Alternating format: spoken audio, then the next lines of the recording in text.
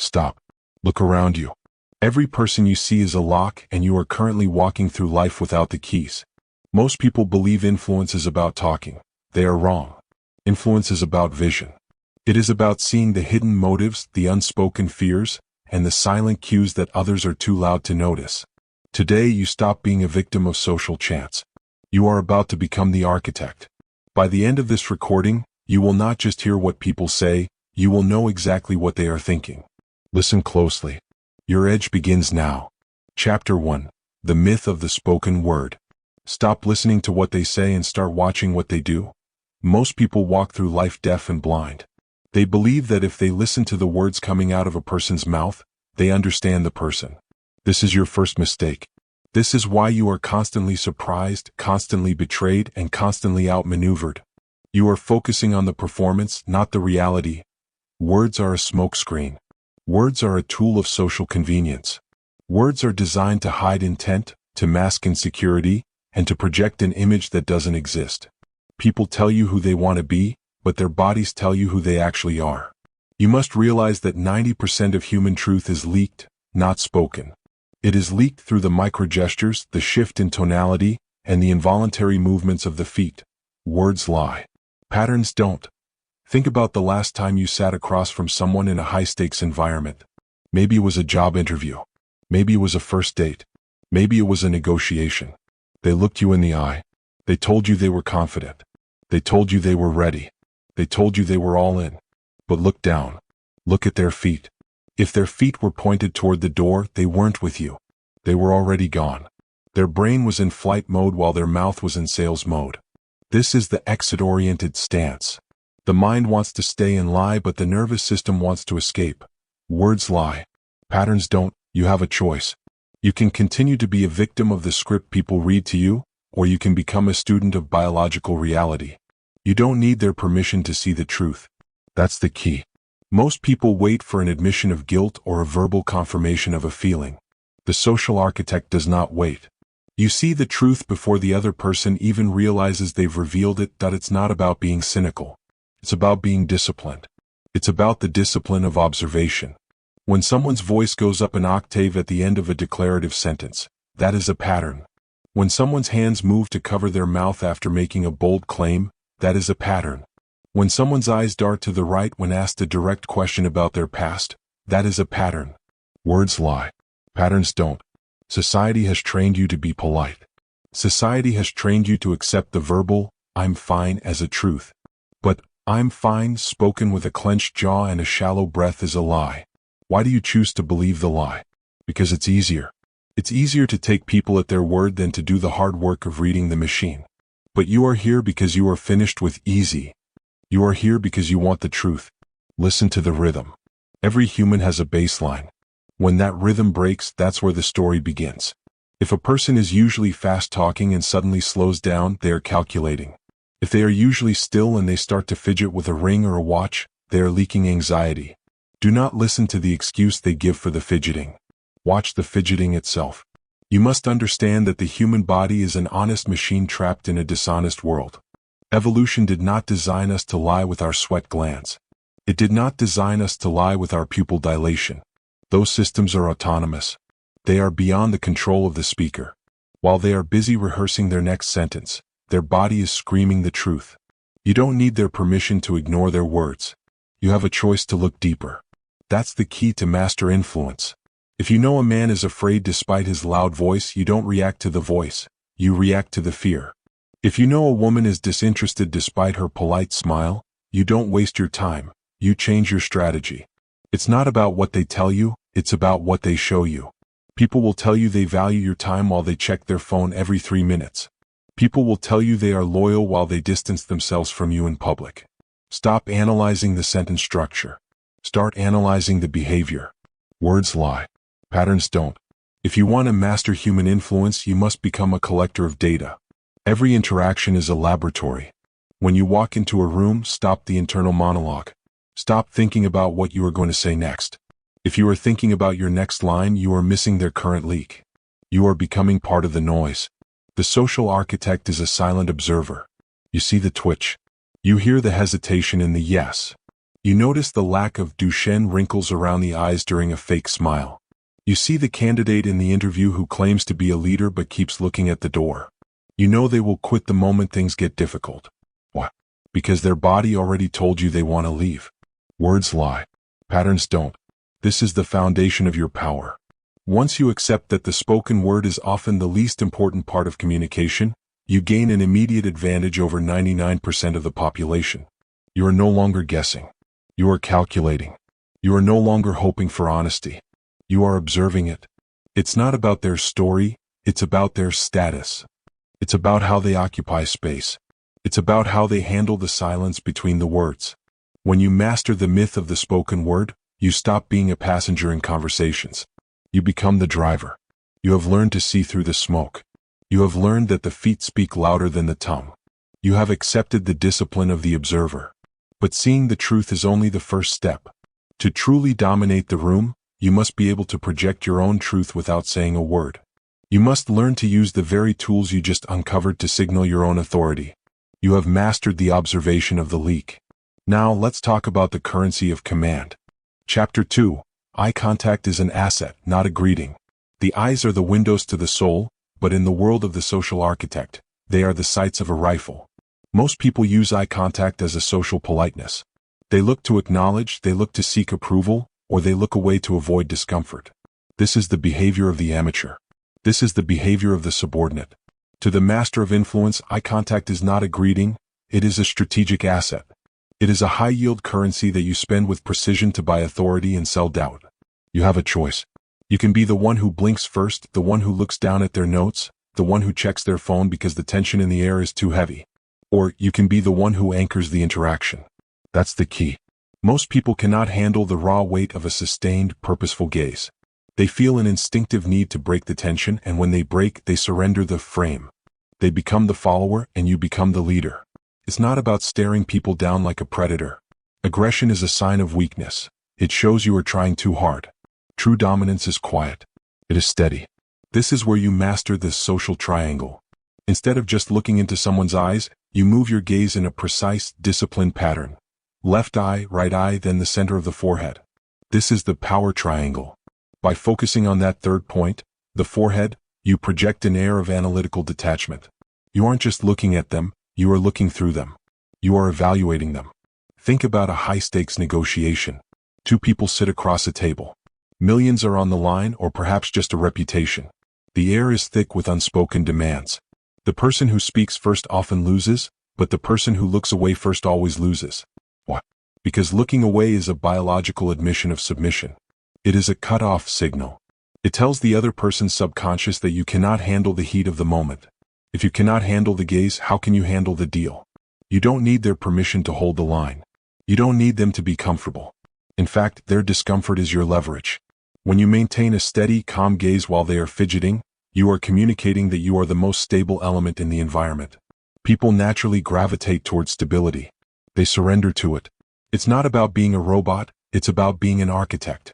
You must understand the difference between the social gaze and the power gaze. The social gaze drops below the eyes to the mouth. It's friendly, it's inviting, it's soft. The power gaze stays above the bridge of the nose. It is cold. It is clinical. It says, I am not here to be your friend. I am here to achieve an objective. You must practice the discipline of the slow blink. High-anxiety individuals blink rapidly. They are processing fear. The architect blinks slowly and infrequently. It signals a nervous system that is completely under control. It signals a mind that is not threatened. When you pair the social triangle with the slow blink, you become an enigma. You become someone who cannot be read but who reads everyone. That's the key to master influence. You are training your nervous system to stay quiet while there's a screaming. When you are in a meeting and someone challenges you, do not snap back with words. Words are cheap. Instead, hold the gaze. Use the triangle. Look at their forehead. Wait 3 seconds longer than is polite. You will watch their posture crumble. You will watch them start to over-explain their position. They are trying to fill the void you created with your eyes. It's not about anger, it's about authority. Anger is an emotional leak. Authority is an emotional vacuum.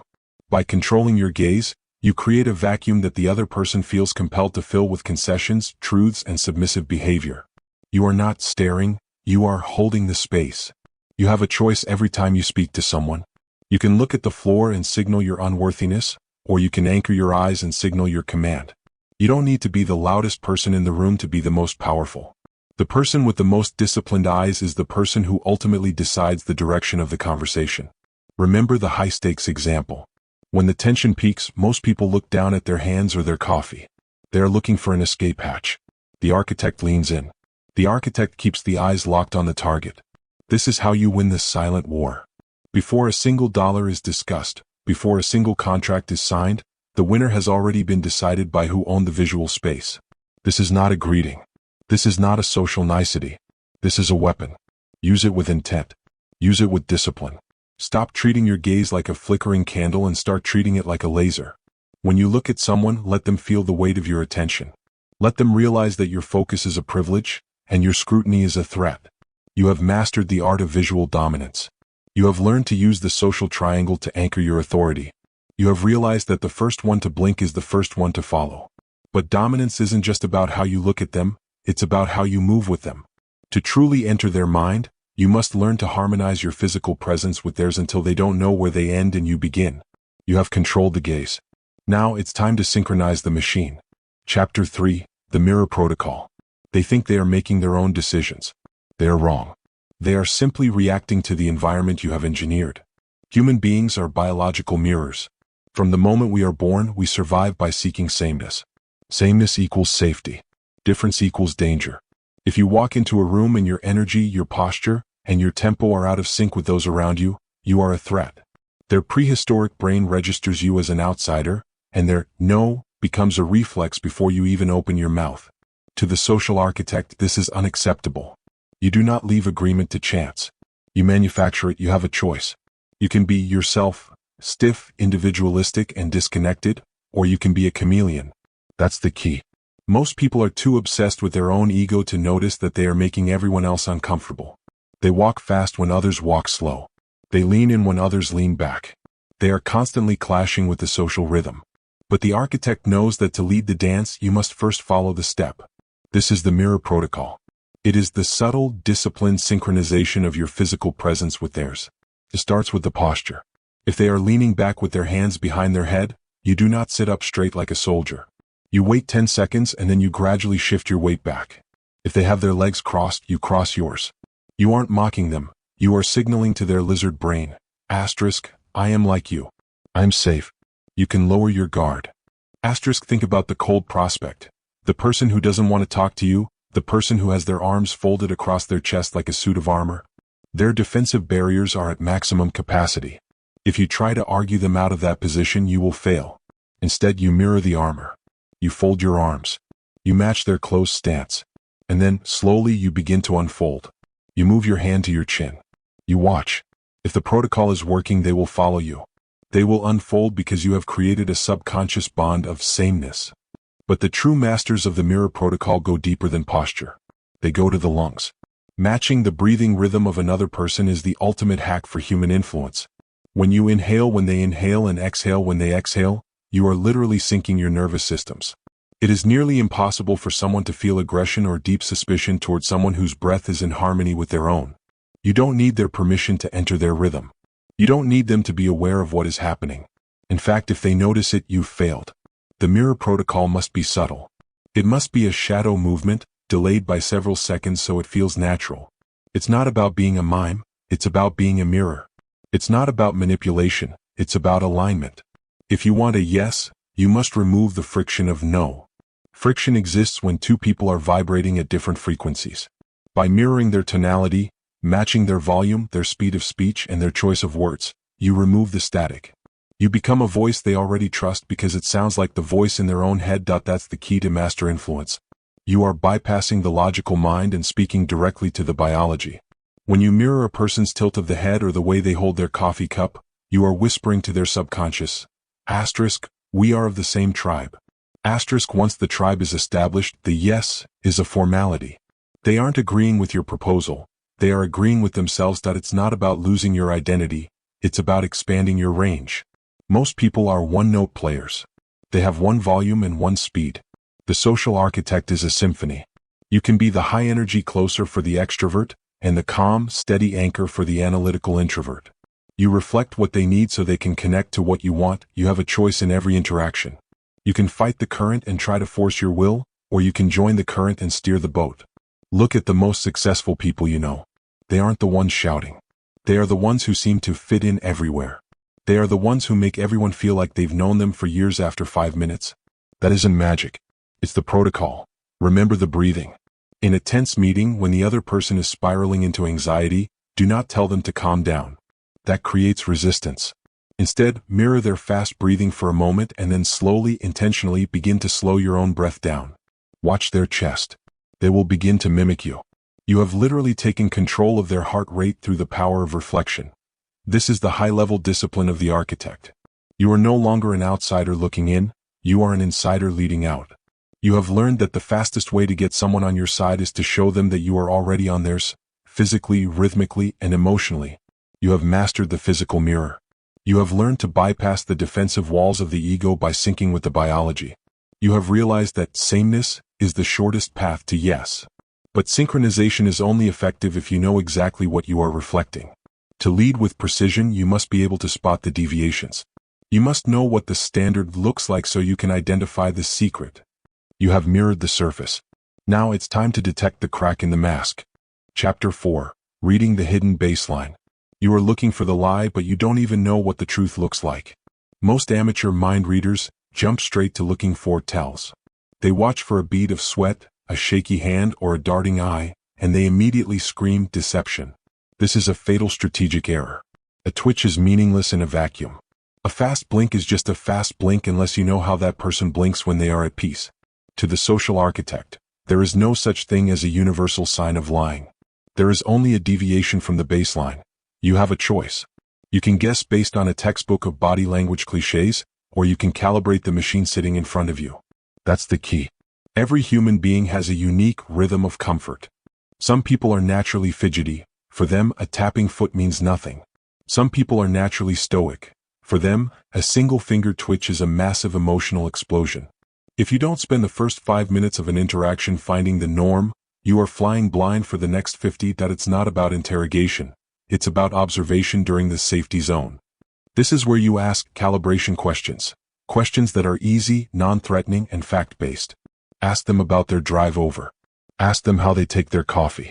Ask them something they have no reason to lie about. While they answer, you are downloading their data. You are measuring their blink rate. You are noting their vocal pitch. You are seeing where their hands naturally rest when the brain is at ease. Establish the norm to find the needle. Think about a casual conversation with a friend. You're talking about nothing. The weather, a movie, a shared memory. You notice their blinking is steady, maybe 15 times a minute. Their voice is resonant and low. Then you shift the topic. You ask about that project they were supposed to finish, or the person they were supposed to stop seeing. Suddenly, the blink rate triples.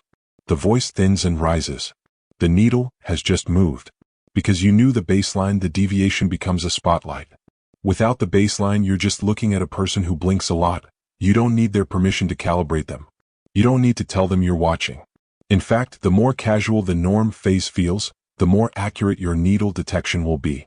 Most people are so busy trying to be liked that they forget to be analytical. They miss the data because they are too involved in the drama. But the architect stays detached. You are a scientist in a social lab. It's not about being suspicious. It's about being precise. You must realize that stress doesn't always mean a lie, but it always means a hot spot. When the baseline breaks, you found a nerve. That's the key to master influence. You don't necessarily call them out on the deviation. You simply note the location of the nerve and prepare to press it later. It's not about the what, it's about the when. If a person touches their nose throughout the entire meeting, it's a habit. If they touch their nose only when you mention the budget, it's a signal. You must have the discipline to wait for the shift. If you react too early, you scare the prey back into their shell. If you react too late, the opportunity is gone. You must be patient enough to let the baseline settle so that the deviation screams that that's the key to master influence. You are training your eyes to ignore the noise and focus on the signal. When you are in a negotiation and the other party seems calm, don't take it at face value. Look at how they sat when they were joking about the weather. If they were expansive then but are now tightly coiled, even if they are still smiling, the norm has been compromised. They are under pressure. They are vulnerable. You have a choice in every meeting. You can react to the surface persona or you can decode the biological shift. That's the key. The amateur looks for a sign of a lie. The architect looks for a change in the pattern. The pattern is the only truth that matters. When the pattern breaks, the mask has slipped. Remember the friend in the blink rate. It wasn't the blinking that mattered, it was the change in blinking. This applies to everything. The speed of their yes, the way they hold their pen, the amount of space they take up in the chair. If they usually lean in but suddenly pull back, find out why. If they usually use I statements but suddenly switch to we or the team, they are distancing themselves from the responsibility. The baseline has shifted. The needle is moving. This is the cold discipline of the social architect. You are not reading minds, you are tracking data points against a known standard. You have stopped being a victim of gut feelings and started being a master of behavioral analysis. You have learned to find the baseline. You have learned to spot the needle. You have realized that the truth is found in the deviation. But once you find the nerve, you must know how to exploit it. To extract the deepest truths, you must learn to stop providing the noise and start providing the void. You have spotted the shift. Now let's talk about the power of the vacuum. Chapter 5. Stop talking, start winning. The most powerful person in any room is the one who says the least. Most people are terrified of silence. They view it as an awkward void that must be filled at all costs. They talk to be liked, they talk to explain themselves, and they talk because they are nervous. This is a massive tactical failure. When you speak, you are giving away information. When you remain silent, you are gathering it. To the social architect, silence is not an absence of communication. It is a high-pressure vacuum that forces the truth out of everyone else. Silence is your greatest interrogation tool. You have a choice. You can babble along with the crowd, or you can become the person who controls the pace of the conversation with a single disciplined pause. That's the key. Most people will say anything to stop the discomfort of a quiet room. They will reveal their secrets, they will lower their price, and they will admit their insecurities, all because you had the fortitude to keep your mouth shut for 4 seconds longer than they expected. It's not about being rude, it's about being a vacuum. Think about a standard negotiation or a difficult conversation. Someone makes an excuse. They tell you why they can't meet the deadline or why the price is so high. The amateur responds immediately with an argument. The architect does something different. You look them in the eye. You use the social triangle from chapter 2. And you say nothing. You wait. You watch them squirm. Usually, within 5 seconds they will start talking again. And that second wave of talking? That is where the honesty lives. Think about a high-stakes meeting. You ask a direct question, why should we trust this data? The other person gives a rehearsed answer. Instead of nodding or moving on, you simply maintain eye contact and count to 4 in your head. 1, 2, 3, 4. In that gap, their brain begins to panic. They think, did I say something wrong? Did they see through me? To fix the tension, they will offer a clarification. That clarification is the real answer they were trying to hide. You don't need their permission to be quiet. You don't need to apologize for the gap. That's the key to master influence. The person who is most comfortable with silence is the person who owns the frame. If you are rushing to fill the air, you are signaling that you are subservient to the other person's comfort. If you sit in the silence, you are signaling that your internal state is unshakable, that it's not about lack of social skills. It's about a surplus of discipline. You must realize that every word you utter is a potential leak. Every time you explain why you did something without being asked, you are defending. Defense is a low-status position. The architect doesn't defend. You state a fact and then you let it hang in the air like a heavy weight. Let them be the ones to struggle under it. It's not about being mysterious for the sake of it. It's about information asymmetry. When you talk less, your words gain value. They become events. People listen closer to the person who speaks rarely than to the person who won't stop. By withdrawing your voice, you increase the price of your attention. You make them work to earn your response. That's the key to master influence. You are training the people around you to value what you say and to fear what you don't. When you are in a social setting and someone tries to bait you into an argument, do not take the bait. Give them a short, neutral answer, or better yet, a slow blink and a slight nod, and then go back to your silence. You will watch them unravel. They will try harder to impress you. They will start seeking your approval. You have a choice in every interaction. You can be the noise or you can be the filter. That's the key. Most people use words as a shield to protect themselves from being seen. The architect uses silence as a lens to see others clearly. You are waiting for the verbal dump, that moment where the other person talks so much they accidentally tell you exactly how to win. Remember the 4-second rule. It is a psychological eternity in a conversation. Use it when you hear a lie. Use it when you receive a low offer. Use it when someone tries to insult you. By not reacting, you are communicating that their words have no power over your emotional state. You are staying in the zero emotion zone we discussed. You are the architect, and you are not moved by the wind. This is the cold discipline of the strategist. You have learned that your greatest strength is often what you don't say. You have learned to let others talk themselves into a corner while you remain perfectly composed in the center of the room. You have mastered the vacuum of silence. You have learned to extract the truth by doing nothing. You have realized that the person who talks the most is the person with the most to lose. But silence is only a defensive tool until you pair it with a dominant structure. To truly lead, you must not only be silent. You must be the one who defines the rules of the engagement. You have mastered the void. Now let's talk about the structure. Chapter 6.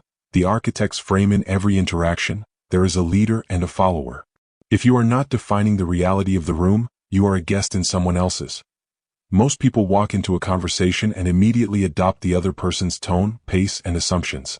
They accept the frame that is handed to them. If someone treats them like a subordinate, they act like a subordinate. If someone creates an atmosphere of panic, they become panicked. This is a total surrender of power. To the social architect, the frame is the invisible set of rules that governs the interaction. Whoever holds the stronger frame wins, period. Own the frame, own the outcome. You have a choice. You can be a reactor, bouncing off the walls of other people's personalities, or you can be the anchor. That's the key. Holding a frame means maintaining your internal state regardless of what is happening externally. If someone is aggressive, you don't get aggressive back. You stay calm, making their aggression look like a childish tantrum. By refusing to enter their reality of conflict, you force them to enter your reality of composure. It's not about being stubborn. It's about being the primary authority in your own space. Think about a high-pressure presentation or a social gathering where someone tries to test you with a backhanded compliment or a difficult question. The amateur tries to explain themselves. They say, "Well, the reason I did that was..." Stop. The moment you explain, you have lost. You are now seeking their approval. The architect reframes the attack. You look at them and say, "That's an interesting perspective. Why is that your primary concern right now?" You have just flipped the script. You are now the one asking the questions. Think about a negotiation where the other side says, "Your price is way too high. We're looking for a bargain." If you start justifying the price, you are in their bargain frame. You have already lost the profit. Instead, you hold the value frame. You respond, "We aren't the cheapest because we solved the problem the first time." Are you looking for the lowest price or the highest certainty? You have redefined the rules of the deal. You aren't defending a number. You are offering a solution. You don't need their permission to define the rules. You don't need them to agree with your frame out loud. That's the key to master influence. Once they start answering your questions and operating within your definitions, they have already surrendered. They are walking through the house you built. It's not about ego. It's about psychological gravity. The person with the most certainty always wins. If you are 100% certain that you belong in the room, and the other person is only 90% certain they want you out, your gravity will eventually pull them in. You must realize that most people are walking around with very weak frames. They are looking for someone, anyone, to tell them what the vibe of the room should be. Be that person. It's not about being a bully, it's about being a pillar. When someone tries to rush you, slow down. When someone tries to talk over you, continue speaking at your original pace and volume until they stop. Do not acknowledge the interruption. By refusing to break your behavior for them, you communicate that your frame is impenetrable. That's the key to master influence. You are training the world to respond to you, rather than you responding to the world. When you enter a room, don't look for a seat. Choose the seat that commands the best view of the door. Don't wait for the conversation to start. Set the first topic. By taking the first step, you establish the boundaries. You have a choice in every meeting. You can be a character in their play or the director of the entire production. That's the key. The architect doesn't just talk. They set the stage, light the scene, and decide who gets the microphone. If the conversation goes off track, you don't follow it. You bring it back with a simple, "That's a side note. Let's get back to the core issue." Remember the value frame example. It's not about the money, it's about who is in control of the meaning of the money. If you let them define it as expensive, you are on the defense.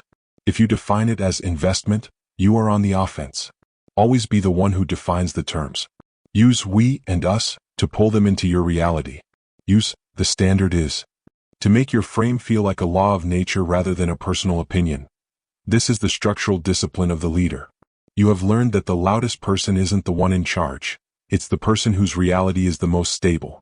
You have learned to stop reacting and start defining. You have mastered the frame. You have learned to build the psychological walls that protect your goals. You have realized that whoever defines the problem defines the solution. But even with a strong frame, you must be able to read the physical resistance of those inside it. To maintain your control, you must spot the signs of a crumbling defense before it turns into an attack. You have owned the frame. Now let's talk about the cracks in their armor. Chapter 7: Decoding Defensive Postures. The moment they feel threatened, they tell you exactly where they are weak. Most people mistake silence for agreement and a smile for a yes. They don't realize that the human body is a fortress that constantly reinforces its walls when the mind feels exposed.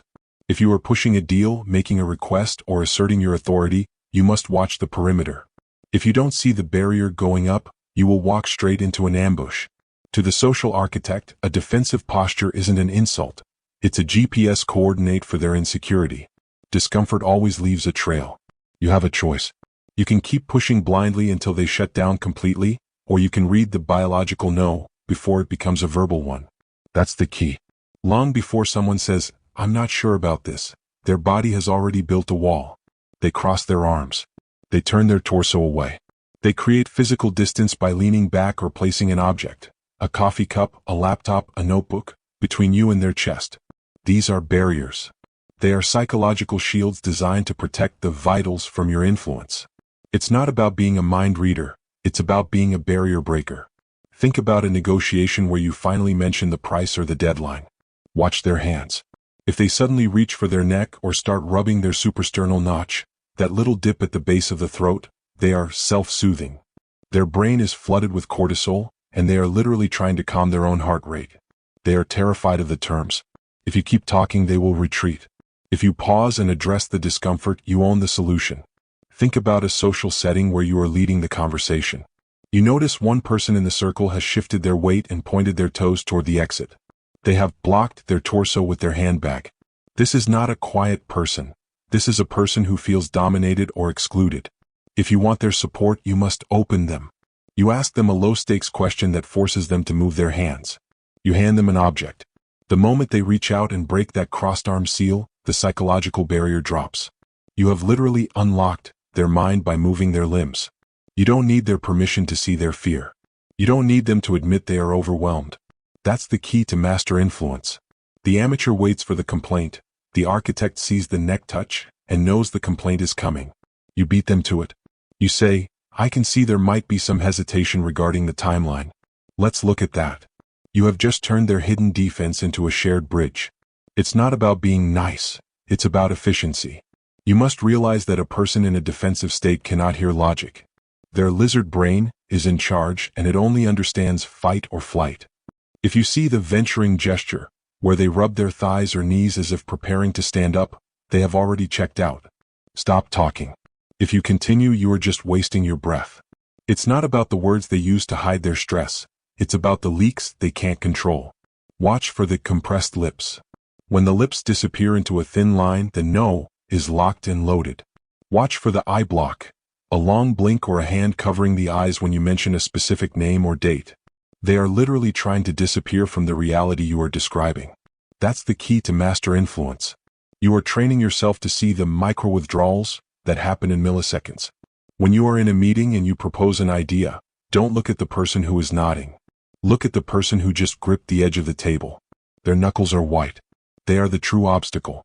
By identifying the defense early, you can neutralize it before it gains momentum. You have a choice in every confrontation. You can be the hammer that hits the wall or the water that finds the crack. That's the key. The architect doesn't fight the defense. They acknowledge it, move around it, and eventually dissolve it. If someone is sitting with a closed frame, don't mirror them this time. Instead, be overwhelmingly open. Lean back, show your palms, and lower your vocal pitch. Force their biology to match your calm.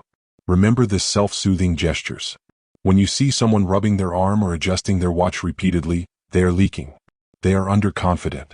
This is your cue to take more space. This is your cue to lead harder. Their body is telling you that they are looking for a dominant figure to take the pressure off them. Be that figure. This is the diagnostic discipline of the strategist. You have learned that the body cannot lie about its comfort levels. You have learned to spot the wall before it's finished being built. You have realized that every twitch of the hand is a map to their next move. You have mastered the art of decoding the defense. You have learned to see the fear behind the mask. You have realized that the first step to winning a battle is knowing exactly where the enemy has placed their shields. But identifying the defense is only useful if you've already won the war before it started. You have read the resistance. Now let's talk about the setup. Chapter 8. The Law of Persuasion. The battle is won or lost before you ever open your mouth. Most people believe that persuasion happens during the conversation. They think it's about the perfect argument, the clever rebuttal, or the charismatic charm displayed in the moment. They are wrong. High-level influence is an environmental game. It is about the pre-frame. If you wait until you are speaking to start leading, you are already playing catch-up. To the social architect, the win is engineered in the minutes, hours, and days before the interaction even begins. Victory is decided before the first word. You have a choice. You can walk into a room as a guest, or you can walk in as the owner of the atmosphere. That's the key. Most people are reactive to their surroundings.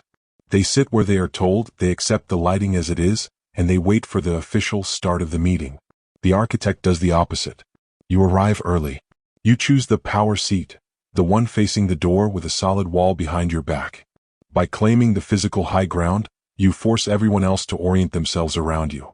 It's not about being pushy, it's about priming. Think about a high-stakes interview or a pitch. If you want someone to think of you as innovative, don't just say the word. Ensure the materials you send beforehand are visually sharp and forward-thinking. If you want them to feel safe, meet in a space with soft lighting and comfortable chairs. You are preparing their psychological soil so that when you plant the seed of your idea, it has no choice but to grow. Think about a social setting where you want to be the person of influence. Don't wait for the host to introduce you. Be the one standing near the entrance, comfortably holding a glass, welcoming others as they arrive. By acting as the de facto host, you have primed every newcomer to see you as the authority figure of the space. You haven't said anything about your status. You've simply demonstrated it through your positioning. You don't need their permission to set the stage.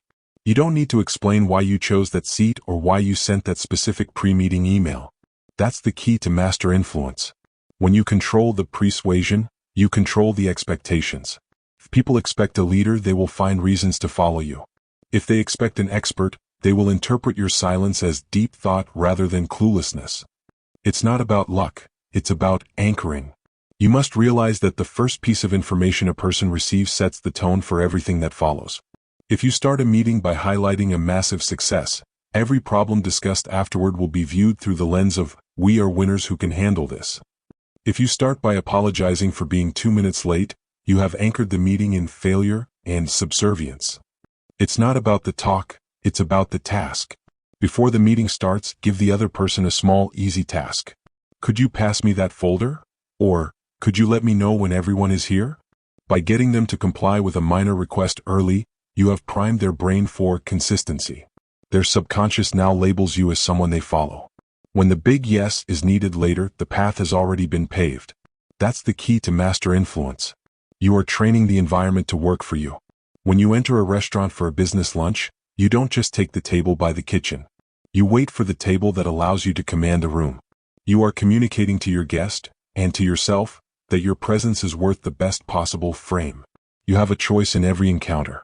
You can be a victim of the vibe, or you can be the creator of it. That's the key. The architect knows that persuasion is 80% of the work. If you have primed the person to trust you, your logic doesn't even have to be perfect. If you have primed them to respect you, your mistakes will be forgiven. Remember the power seat. It's not just a chair, it's a psychological anchor. When you sit with your back to the wall, your nervous system is at rest because you cannot be sneaked up on. This allows you to maintain the zero emotion and steady gaze we discussed in earlier chapters. You are at ease while everyone else, exposed to the room, is subconsciously on edge. This is the environmental discipline of the strategist. You have learned that influence isn't an act, it's an atmosphere. You have learned to win the war before the first shot is fired. You have realized that the world treats you exactly how you've primed it to. You have mastered the law of persuasion. You have learned to engineer the environment for your own success. You have realized that the setup is just as important as the execution. But even in a perfectly primed environment, You need to know who the real target is. To move a mountain, you must find the one stone that holds the rest in place. You have set the stage. Now let's find the player who matters.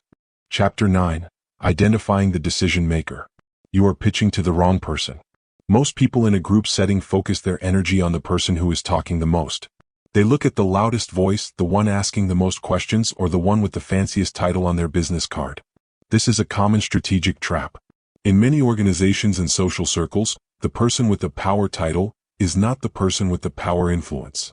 To the social architect, the room is a web of invisible strings, and your job is to find the one person holding all of them. Watch the eyes of the group. You have a choice.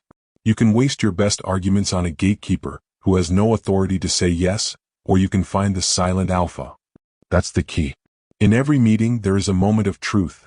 A joke is told, a controversial statement is made, or a difficult question is asked. In that split second, everyone in the room will instinctively glance at one person to see how they should react. They are looking for permission. They are looking for the social compass. That person is your target. It's not about the seating chart, it's about the approval reflex. Think about a boardroom or a dinner party. When you drop a high-value piece of information, do not look at the person you are speaking to. Look at the rest of the group. If they all immediately pivot their eyes toward the quiet individual in the corner, you have found the decision maker. From that moment on, your body language, your social triangle, and your mirror protocol must shift toward them. Everyone else in the room is just background noise. Think about a negotiation with a couple or a partnership. One person might be doing all the talking, but the other person is the one holding the checkbook. If the talker says, "I love it," but the silent partner has their arms crossed and is looking at the floor, the barrier from Chapter 7, you are losing. You must ignore the words of the talker and address the silence of the partner. You must reflect to connect with the person who actually has the power to end the deal. You don't need the group's permission to ignore the noise. You don't need to be rude to the talker. That's the key to master influence. You acknowledge the speaker with a nod, but you direct the power gaze toward the decision maker. You are communicating that you recognize where the true authority lies. This subtly flatters the decision maker's ego while signaling to the rest of the group that you are a peer to their leader.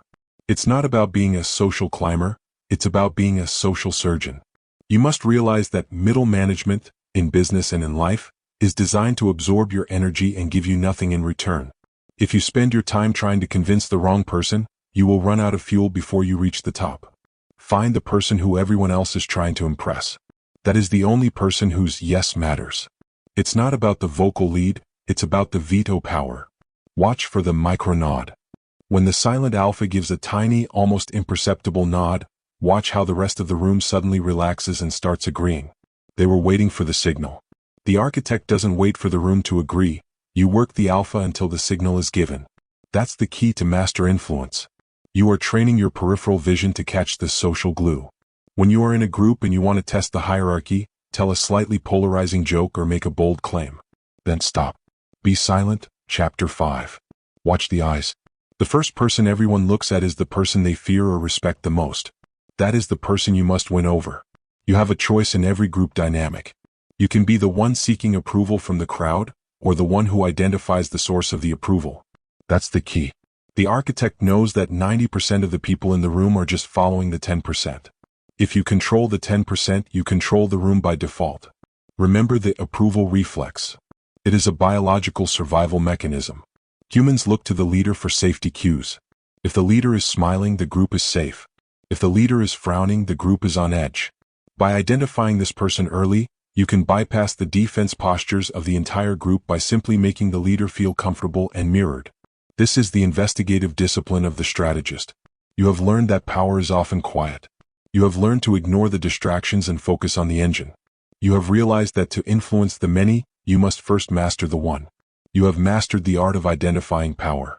You have learned to find the silent alpha in any environment. You have realized that your energy is a limited resource that must be spent on the right target. But power, once found and obtained, is a dangerous substance. To keep it, you must use it for something greater than yourself. You have found the target. Now let's talk about the responsibility. Chapter 10, The Ethical Weapon. Power is not a trophy. It is a responsibility. Most people seek influence because they want to feel important. They want to manipulate, they want to take, and they want to feed an ego that will never be full. This is why most influencers eventually fail. They are transparent.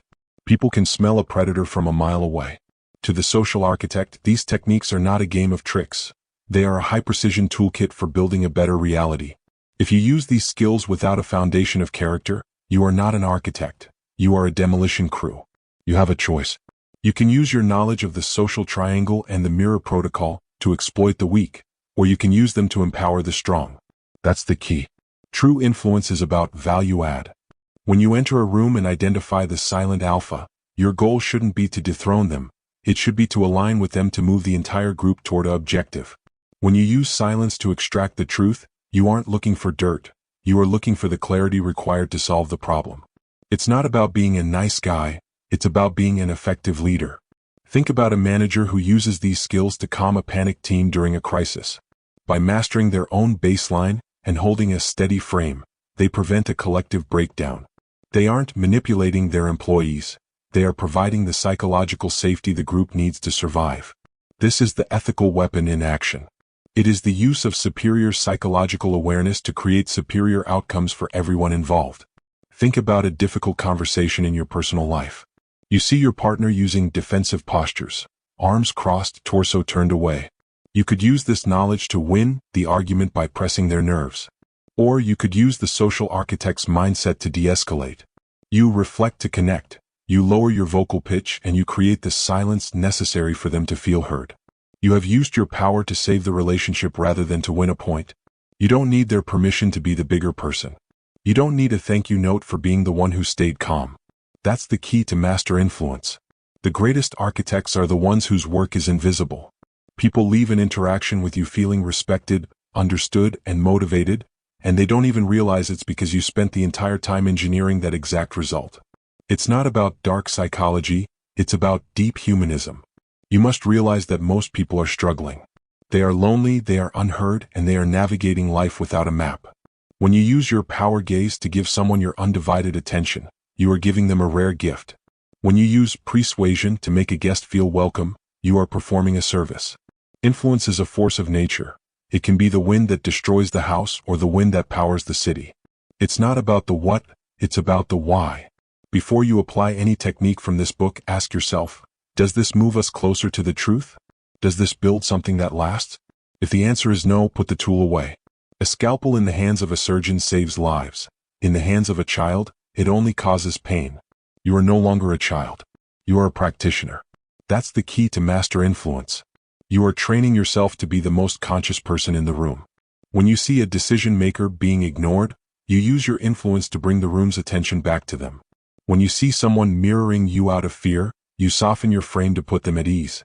You are the architect, and you have the power to design an environment where everyone can win. You have a choice every single day.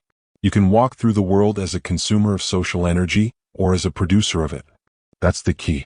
The architect knows that the more you give, the more you have. By using these tools to bridge gaps and build trust, you become indispensable. You don't have to fight for status because your value is so high that status is naturally conferred upon you.